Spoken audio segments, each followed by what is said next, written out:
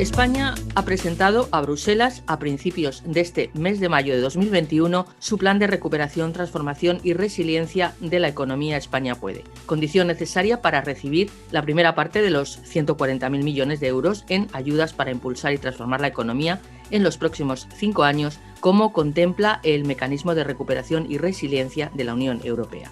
El plan español, que guiará la ejecución de los primeros 72.000 millones del Instrumento Comunitario de Financiación Next Generation EU hasta 2023, incorpora una importante agenda de inversiones y reformas estructurales interrelacionadas para lograr 4 objetivos transversales: avanzar hacia una España más verde, más digital, más cohesionada desde el punto de vista social y territorial y más igualitaria. La Comisión Europea tiene que evaluar ahora los planes nacionales para dar luz verde a las ayudas. El problema es que el proceso puede tardar, lo que alejaría a Europa, por ejemplo, de la rápida recuperación de Estados Unidos o de China.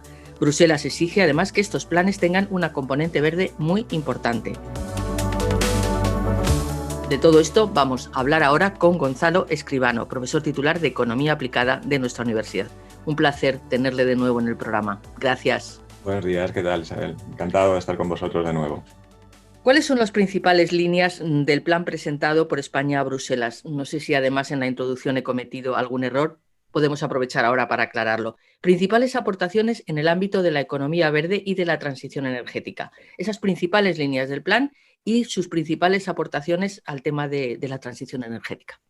Bueno, pues el plan, todos los planes tienen que seguir un pequeño modelo, ¿no? Tienen unas exigencias por parte de la Comisión, y es que tengan un componente verde que sea un mínimo de un 37%. Aquí el problema empieza es cómo se miden, ¿no?, los distintos componentes, si se incluyen préstamos o no, si se incluye lo del sector privado o hay fondos públicos. Entonces hay diferencias en los distintos programas que han presentado los diferentes países. Pero básicamente en lo que consiste es que tengan un mínimo de componente verde, de descarbonización. En España, en el plan español, lo llaman pues una España verde y de transición ecológica, que incluye inversiones, pero también reformas, como la ley de cambio climático que se acaba de aprobar, etcétera. Es decir, es un paquete de políticas y también de una serie de medidas de imposición verde, etcétera. Hay una segunda parte que también viene demandada por la Comisión, por la Unión Europea, que es la digitalización. En el plan de España Puede se llama la España digital y la transformación digital, y también esta parte es relevante porque se quiere, bueno, pues intentar cerrar las brechas que están surgiendo en digitalización con otros competidores y grandes potencias mundiales en la materia, como Estados Unidos, China u otros países asiáticos. Hay también una parte dedicada a la cohesión territorial, cohesión social, pues dedicada a los típicos pilares del estado del bienestar: salud, educación, asistencia social, y también se introduce el tema de la economía de los cuidados, a la que se quiere dar relevancia, y finalmente, que es bastante característico de este gobierno, una parte para cerrar la brecha de género, ¿no? Estas son los 4 grandes planes o los 4 grandes etapas que tiene el plan. Y luego dentro de ellas hay toda una serie de políticas que ellos llaman políticas palanca, que va agrupando o va diseccionando cada uno de estos grandes paquetes. Pues movilidad sostenible, agenda urbana, mundo rural. Es decir, va intercalando medidas, reformas, etc. Por tanto, eso está bastante claro. Lo que no queda tan claro es la parte de las reformas, ¿no?, que si quieres podemos dedicarle unos minutos también, porque no aparece explícitamente o aparece de forma un poco más tentativa en el plan español. Porque la petición de Bruselas, o la obligación con Bruselas en la comunicación, es que además haya unas reformas claras, marcadas, y eso no aparecería tanto, en su opinión, dentro del plan que se ha presentado. Bueno, en el plan se menciona, por ejemplo, que tiene que haber algo como una reforma laboral, ¿no?, una mejora del mercado de trabajo, ¿no? Se habla también que es necesario asegurar la sostenibilidad de las pensiones, pero en esas grandes reformas más polémicas no se entra en mucho detalle en este plan, ¿no? Este es un plan, bueno, algunos le han acusado que falta concreción. No es tanto que falte concreción. Yo creo que las líneas están bastante claras, hay un montón de políticas económicas, de reformas dentro, pero las más polémicas, ¿no?, las que pueden ser políticamente más sensibles, pues quizá no están desarrolladas en detalle. Y ahí es una de las partes en las que probablemente la Comisión, aunque no haya una condicionalidad explícita, hombre, por lo menos no revertir cuestiones, ¿no? Por ejemplo, el gobierno dice, bueno, reformas, pues hemos hecho una reforma climática por este tema, vamos a hacer una reforma ambiental, pues ahí hay una reforma. Bueno, bien, el tema de digitalización, pues también se plantean reformas, ¿no? También para acceder a los fondos se plantean reformas pues de agilizar la gestión pública, los procesos de contratación pública, etcétera, fomentar el partenariado público-privado. O sea que hay reformas, hay cosas que se abordan, pero algunas otras no están lo suficientemente especificadas y se tendrán que ir desarrollando, ¿no? ¿Y este plan que se ha presentado se puede comparar con los planes que han presentado otros países y especialmente en el ámbito de la economía verde? Pues sí, en general sí. Vamos a ver, ha habido muchas críticas a los planes de los distintos países, no solo en España, sino en todos, ¿no? Una crítica es, bueno, es que es un compendio de planes que ya había. Y es verdad, pues en el plan español, pues es verdad que aparece pues, el plan de transición energética a largo plazo, el plan a más corto plazo a 2030 de la hoja de ruta de transición ecológica, aparece también la hoja de ruta del hidrógeno en la parte verde, ¿no? Y también otros planes por el lado de digitalización. Es verdad que se insertan ahí, bueno, tiene sentido, porque si hay una planificación estratégica, pues tiene sentido que esos planes se aporten. Pero exactamente pasa en Alemania se ha criticado también el plan alemán, porque dice, es que en realidad es una mera recopilación y un cortapega de los planes que ya existían. Un poco lo mismo, ¿no? Pues los planes que se mandan a la Unión Europea a 2030, los que se mandan a 2050, los que han hecho del hidrógeno, otros. Bueno, pues evidentemente es que lo que no puede ser una estrategia de recuperación es inconsistente con otros planes y otras estrategias que hay. Entonces, esa es una de las críticas que se ha hecho, pero claro, la verdad es que estos planes no vienen de cero, sino que se construyen sobre un trabajo previo que llevan a cabo los gobiernos y es bueno que sea consistente y coherente con ellos. Otra cosa es que nos suponga un paso más de especificación, de implementación de cómo se van a llevar a cabo esos planes y cuál es la conexión con los fondos y la agenda europea. Recientemente usted ha publicado con otros expertos un artículo en el que aborda este plan y se refiere a una pequeña guerra de cifras sobre cantidades planificadas por los distintos países europeos. ¿Nos puede explicar esta guerra de cifras? ¿Qué quiere decir?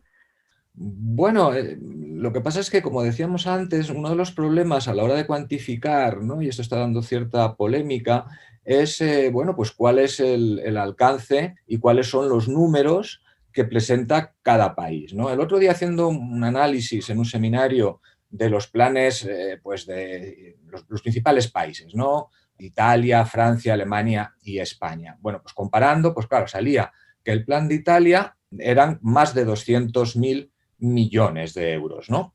Mientras que el de España era, bueno, pues apenas pues 60.000, ¿no? 60 y pico mil, 69.000 concretamente, con 5 millones sajones, es decir, 65.000, ¿no? millones de euros, mientras que el de Alemania son solo 28.000 y el de Francia 41.000. Entonces, bueno, pues Italia, ¿cuánto más que los demás? Bueno, porque es que Italia está metiendo dinero público, está metiendo préstamos, está metiendo créditos, está metiendo todo, mientras que otros países como Alemania solamente está poniendo el dinero europeo y España solamente está poniendo las transferencias europeas que van a recibir de aquí hasta el 23. Por tanto, los números que se están manejando no son muy comparables en la cantidad del estímulo que se va a insertar en la economía y son todos bastante equiparables. Cuando miramos solamente las transferencias que vamos a recibir de la Unión Europea, España está solamente por detrás de Italia, ¿no? Cuando miramos los sectores, pues sinceramente, por porcentaje, los de Francia y España son los más verdes, con diferencia, sobre todo, curiosamente, el de Francia. El que más destina a digitalización es Alemania, con gran diferencia, y el que tiene una dispersión mayor y que dedica menos a digitalización y planes verdes es Italia, ¿no? Esa es un poco la distribución que se ha hecho, pero la dificultad estriba en comparar cifras que no son necesariamente comparables, porque unas incluyen solamente dinero público, otras incluyen dinero público más créditos de la Unión Europea y otros incluyen además transferencias directas de la Unión Europea. Y encima en Italia incluyen otras cosas más que se van a pedir a otras instituciones internacionales, con lo cual es difícil en esos niveles comparar. Pero las evaluaciones que se han hecho por parte de la Comisión, los primeros feedback que tenemos, algunas agencias independientes o think tanks que se han dedicado a evaluar, bueno, pues el plan español recibe bastantes buenas calificaciones en comparación con los otros, sobre todo en comparación con el de Italia, por ejemplo, pues parece más comprometido con la cuestión verde y con la digitalización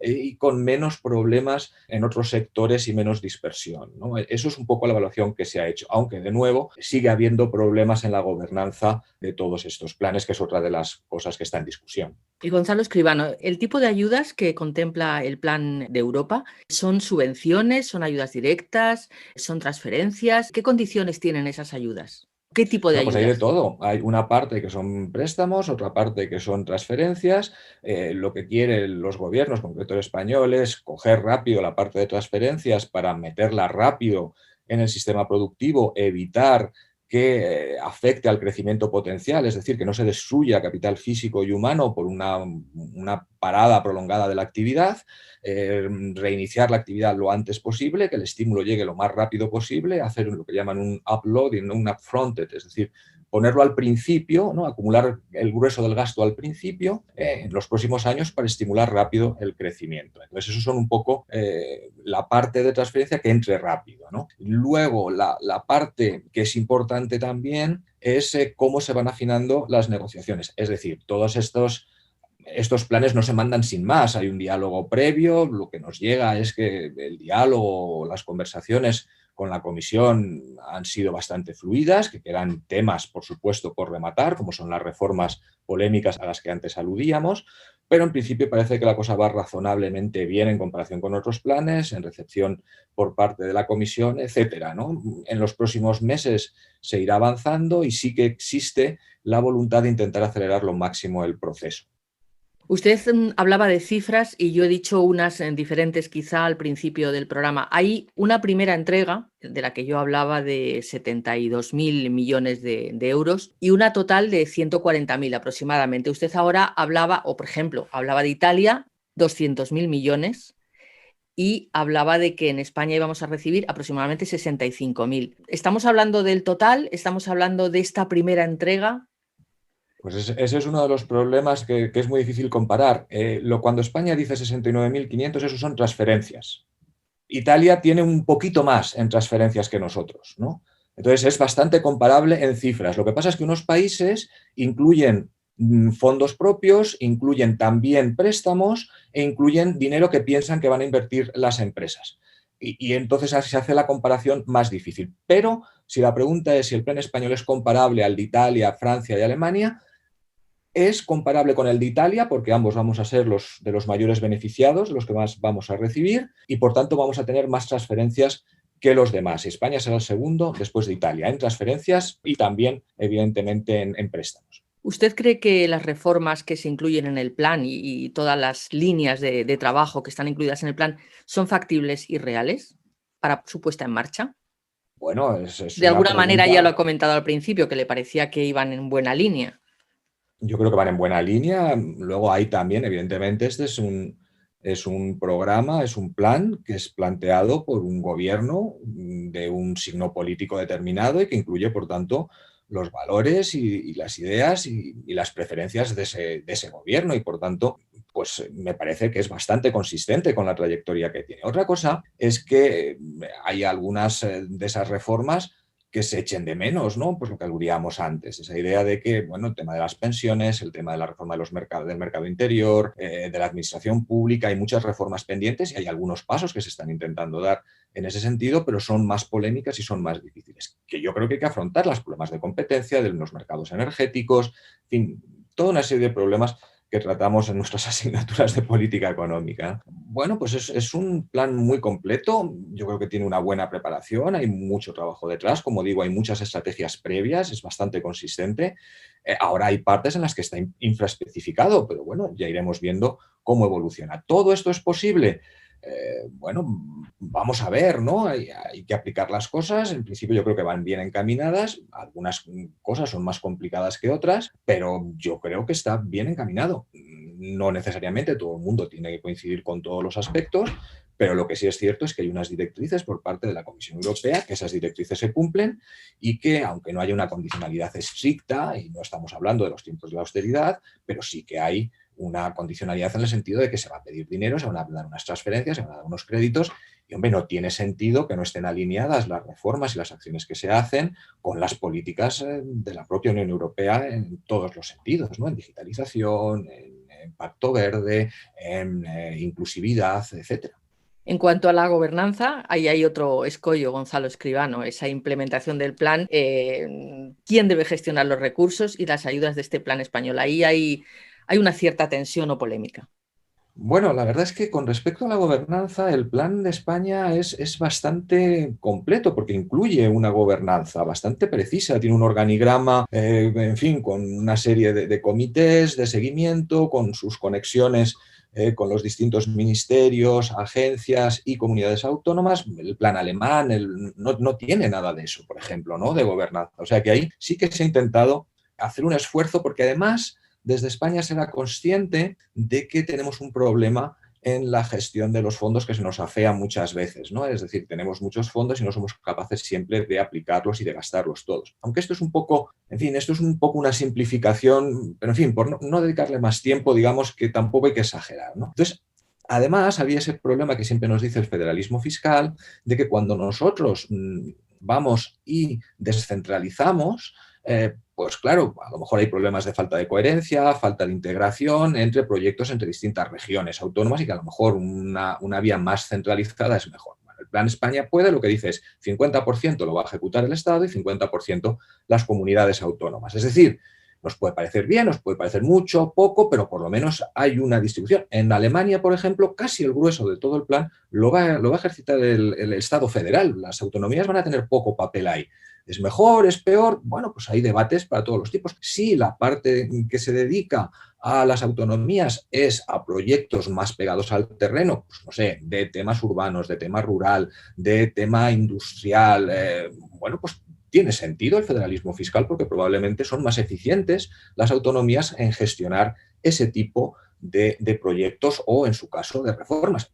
Y algunas incluso pueden ser los ayuntamientos. Bueno, si hay que crear zonas de bajas emisiones o un urbanismo sostenible, pues a lo mejor tendremos que trabajar también con los ayuntamientos y ahí también va a haber que descentralizar. Y de hecho, el Plan de España dice, oiga, vamos a organizar una buena gobernanza de esto para evitar las críticas de que no gastamos los dineros, de que estamos muy descentralizados, de que no va a haber coherencia. No, hay una estrategia de una buena gobernanza con un seguimiento, con una evaluación para intentar precisamente atajar esas críticas que se escuchan a veces muy fuerte dentro de España y que a veces tienen eco también en la Unión Europea. Entonces, por lo menos se ha intentado tener una gobernanza clara. Otra cosa es que evidentemente puede haber diferencias, que una gente piense uno, otra cosa piense otro, pero vamos, por lo menos se intenta plasmar y es un punto que sí se trata en el plan español, a diferencia de lo que se hace en otros, ¿no? De otros países, de otros Estados miembros. Por otro lado, parece que los representantes de las empresas o desde las empresas se estaba pidiendo ayudas directas. Entiendo que es inviable, tal y como se planifica este plan, lógicamente. Hombre, es que Sería claro, otro ayudas capítulo. directas, ¿a qué, no? Vamos a ver, aquí hay un problema dentro de la gobernanza que es cómo se accede a esos fondos. Y hay una crítica por parte sobre todo de las pequeñas y las medianas empresas, también los autónomos. Dicen, venga, yo soy autónomo. Hombre, vamos a ver, es importante que haya una vía de acceso, ¿no? Y que sean inclusivas esas ayudas, esos apoyos y esos créditos para que lleguen a todo el tejido productivo y que no sea solamente algo que se concentre en las grandes empresas, que son las que son capaces de plantear grandes proyectos. Pero también hay que entender que son planes transformadores que pretenden transformar la economía y que pretenden transformar la economía en dos vectores muy importantes que son el del pacto verde, la economía verde y la digitalización. Y por tanto, cuando algunas veces desde algunos sectores se dice, no, pues que ayuden a los autónomos o no, que ayuden a la hostelería. Bueno, es que no cumple los requisitos para ello. Hombre, se podría decir, pues la hostelería que se haga más sostenible. Bueno, hombre, pero es que lo que se trata es de transformar la economía, ¿no? No se trata de seguir haciendo lo mismo. ¿Quiere eso decir que no se puede apoyar la hostelería? Los gobiernos nacionales pueden apoyar la hostelería perfectamente o el sector que quieran y lo están haciendo los gobiernos nacionales. Lo que no se puede es pedir dinero a la Unión Europea que está destinado a una transformación estructural de la economía española y europea para algo que no contribuye a esa transformación. Es decir, se puede pedir para hacer movilidad sostenible y poner puntos de recarga para el coche eléctrico, pero no se puede hacer para pagar un tren de gasoil, no se puede hacer. Es decir, esa es un poco la limitación que hay. Pero sí se puede, por ejemplo, pedir ayuda, estar incluidos dentro de una rehabilitación energética de muchos locales, edificios, hoteles, etcétera. O sea, Por siempre supuesto. hay vías contempladas dentro del plan. Una última cuestión, Gonzalo Escribano, ya con esto terminamos y además es muy importante. ¿Cómo se plantea el calendario y la negociación? Decíamos que hace un mes aproximadamente hemos presentado el plan ya a Bruselas. ¿Qué pasa a partir de ahora? Bueno, los planes están mandándose, hay algunos que han tardado un poco más, ¿no? Como el francés, ahora tienen que evaluarse por parte de la Comisión, probablemente la Comisión pueda pedir detalles sobre algunos aspectos. Es previsible que esté ya todo más o menos preacordado, es decir, esos planes finales no se mandan en vacío, sino que antes se han mandado borradores, se tienen conversaciones y, bueno, pues el proceso sigue, es un proceso ahora de un poco de evaluación, de comparación y de ver los detalles, ¿no? Esos números que hay detrás, pues ponerlos con más detalle, ir puliéndolos y afinándolos, refinando las propuestas y poniéndolo un poco blanco sobre negro, todo claro, ¿no? Cómo se declinan con cifras, con números, con proyectos, con reformas, ¿no? Y ahí es cuando habrá una parte que será más complicada. ¿Cuándo? Bueno, pues vamos a ver cómo es la negociación. La idea, como decíamos, es intentar tener los fondos lo antes posible, a ser posible finales de este año, principios del siguiente.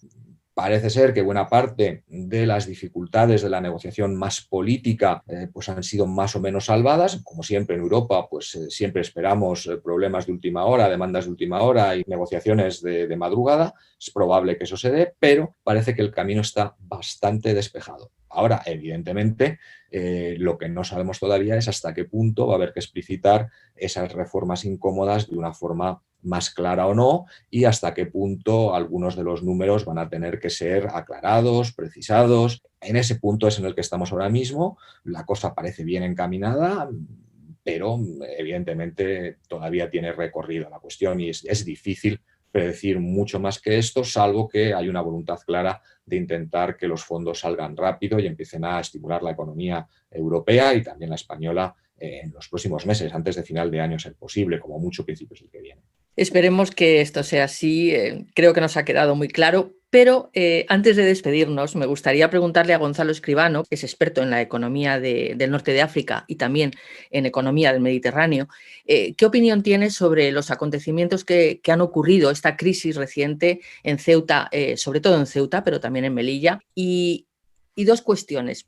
¿Tendría que esos territorios tendrían que estar sometidos a un régimen especial o unas ayudas especiales? ¿Cómo se podría trabajar para que esta situación y esta crisis con Marruecos no les afecte tanto como les lleva afectando incluso hace 2 años con el cierre de fronteras?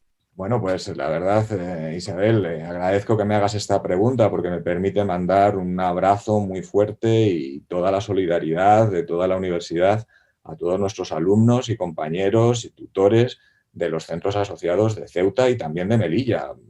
Te agradezco de verdad que me permitas esta ocasión de mandar un fuerte abrazo y toda mi solidaridad, la de toda nuestra universidad. Yo creo que aquí, yo diría de la UNED y pienso que casi española, ¿no? Pero en fin, como nosotros tenemos compañeros allí, he tenido ocasión de hablar con algunos compañeros de allí, pues es una situación complicada. Como bien dices, no es una situación nueva. Las ciudades llevan cerradas a las fronteras, primero la aduana donde la había, luego también las fronteras.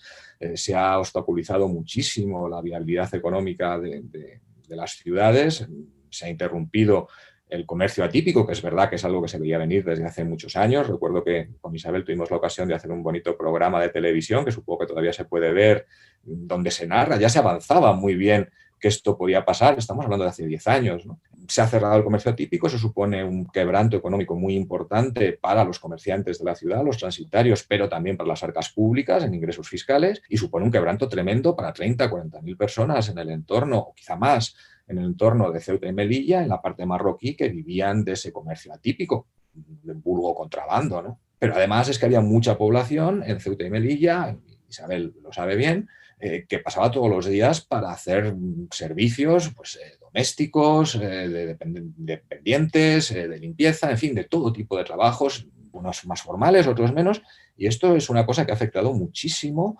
laboralmente a toda la región del norte de Marruecos, y también ha afectado mucho a la población de Ceuta y Melilla, porque, claro, les ha recortado mucho los servicios que tenían de mano de obra, etcétera, y además les ha quitado una parte muy importante de su capacidad de salir y de entrar. Pueden ir los fines de semana a descansar, la gente antes normalmente alquilaba casas, etcétera. Bueno, todo esto desde hace años se viene deteriorando mucho. Y este último paso de reaccionar a los problemas en principio del Sáhara Occidental, aunque también hay otros elementos, ¿no?, como pedir más dinero por la migración, etcétera, pues ha sido algo muy grueso, porque además les ha escapado de las manos. Porque claro, el problema de Marruecos es que pensaba que cerraba las ciudades de Ceuta y Melilla porque con el crecimiento de Marruecos, del norte, del turismo, etcétera, compensaba, pero claro, la pandemia les ha hundido el turismo y todos esos pequeños servicios asociados, y les ha hundido también las exportaciones industriales del norte de Marruecos. Y ahora se quedan con un montón de gente